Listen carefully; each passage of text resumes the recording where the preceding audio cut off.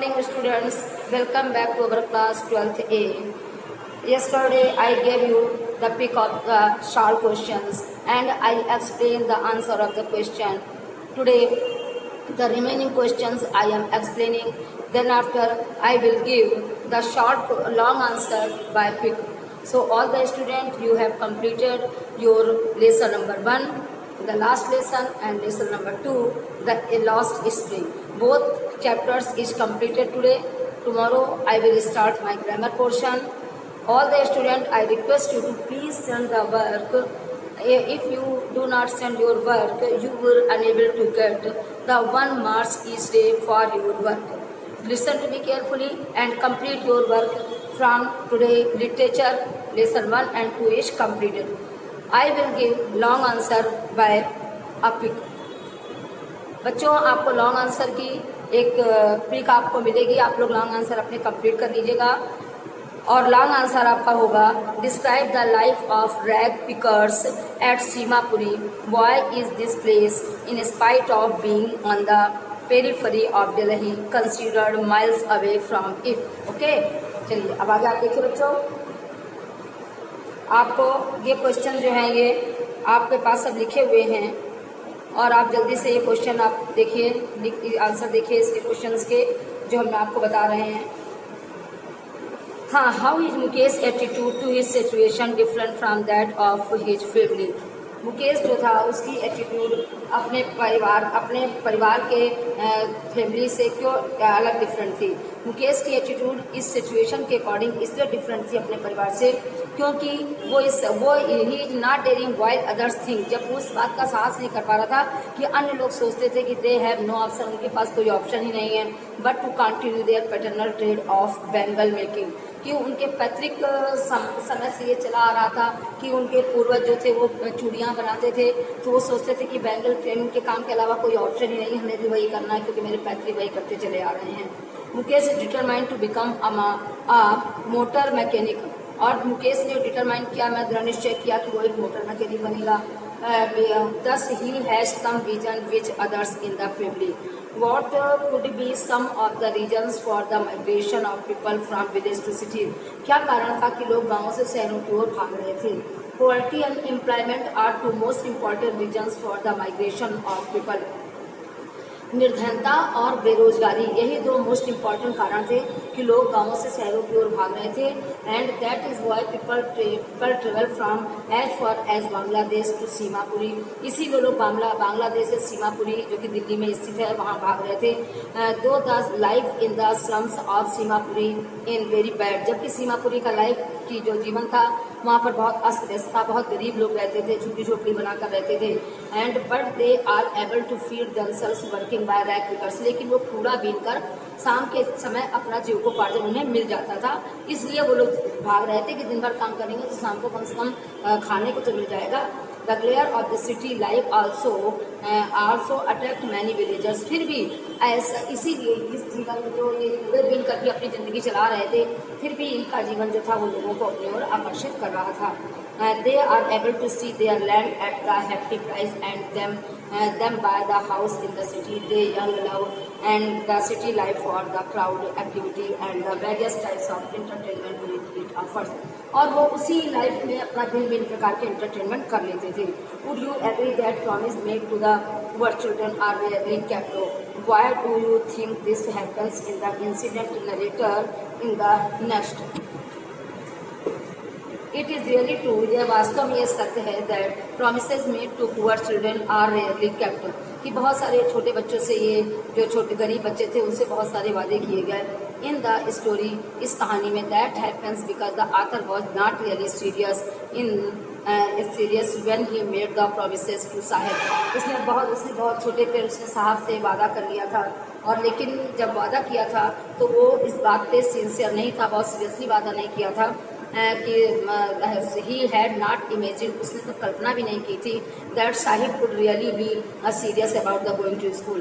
उसने बचपन में उससे पूछा था कि क्या तुम स्कूल जाना पसंद करोगे, तो उसने कह दिया था हाँ, लेकिन उसने सीरियसली ऐसे कह दिया था. लेकिन अब वो नहीं जानता था कि साहब ने इसे बहुत सीरियसली ले लिया था.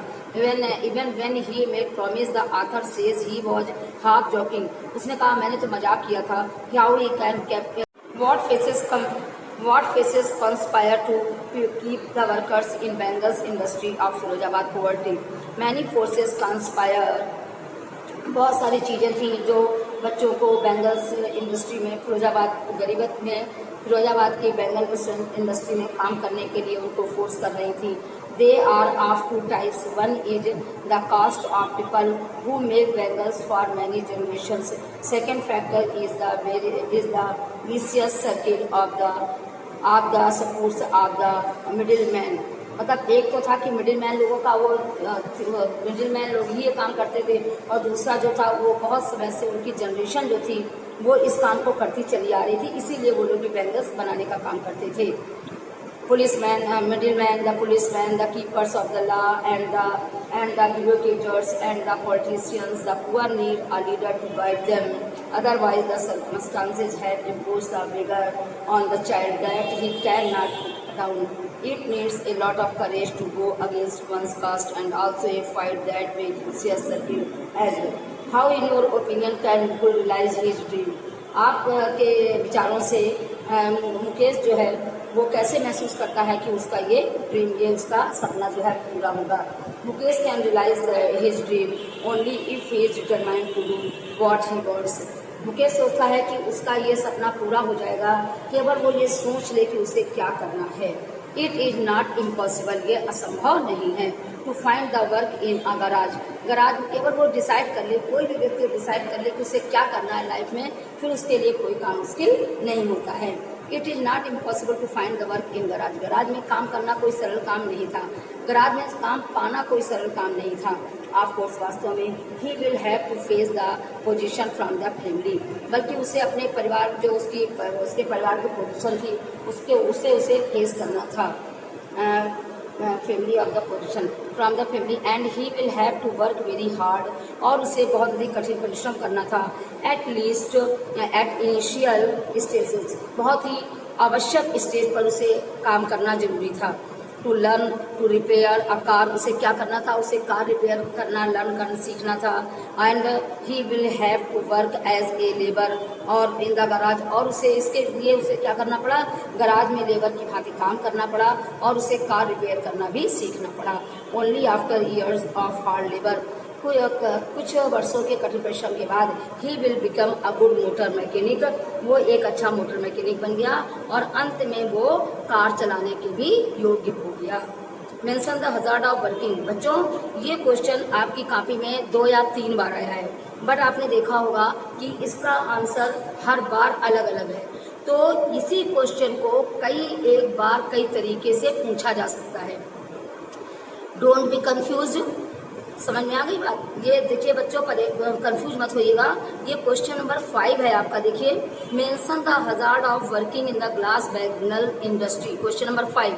देन आफ्टर क्वेश्चन नंबर 6 भी है. देखिए, mention the hazard of working in the glass bangles industry. ये भी दिया हुआ है. तो आप एक काम करिएगा, क्वेश्चन नंबर 5 जो है उसे हटा दीजिएगा.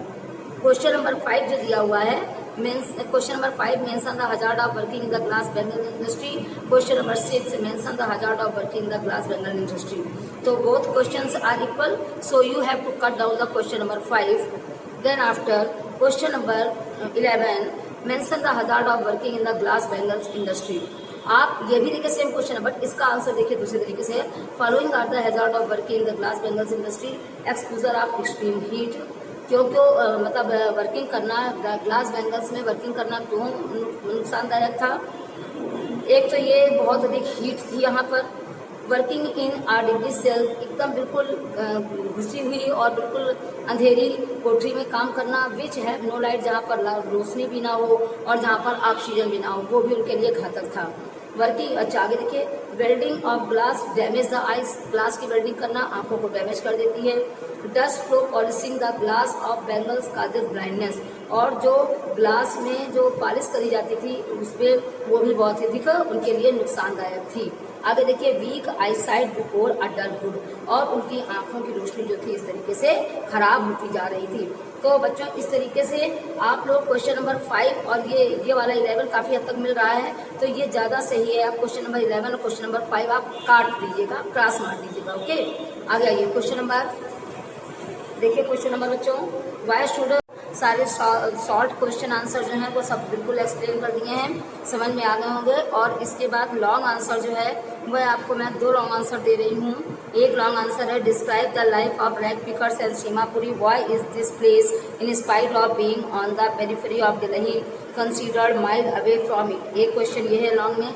और दूसरा है, justify the title of the story lost spring, और इसमें आपको टाइटल जस्टिफाई करना है कि लॉस्ट स्प्रिंग जो है वो सही टाइटल है कि नहीं। तो बच्चों परेशान मत होइएगा, क्योंकि लॉन्ग आंसर कोई भी आता है जैसे समरी बेस्ड अभी तक आप पढ़ते आए हैं उसी टाइप से होगा। तो कोई भी आंसर आपका होगा तो हमने ऐसे आंसर लिखा है जो आपकी पूरी समरी को कवर करते हुए हैं। और आपको ये आज आपका लॉन्ग आंसर और शॉर्ट आंसर सहित पूरा चैप्टर कंप्लीट हो गया। लेसन 1 और 2 both are important for your examination. So all the students write down your work in your notebook, in fair notebook and send your work for checking. यदि आप check करने के लिए वर्क को नहीं भेजते हैं तो जो 1 नंबर आपको चेकिंग का मिलता है वो आपको नहीं मिलेगा। पर डे आपको 1 नंबर मिल रहा है अपना होमवर्क सेंड करने का, ठीक। अब आपका आज से चैप्टर क्लियर हो गया। From tomorrow I will start my grammar portion और literature will be next turn from Monday. So I have completed my 2 chapters. All the students send your work. और अब कोई भी बच्चा कंफ्यूज ना हो कि शॉर्ट और लॉन्ग सब आपके हो गए हैं। क्लियर? Thank you class.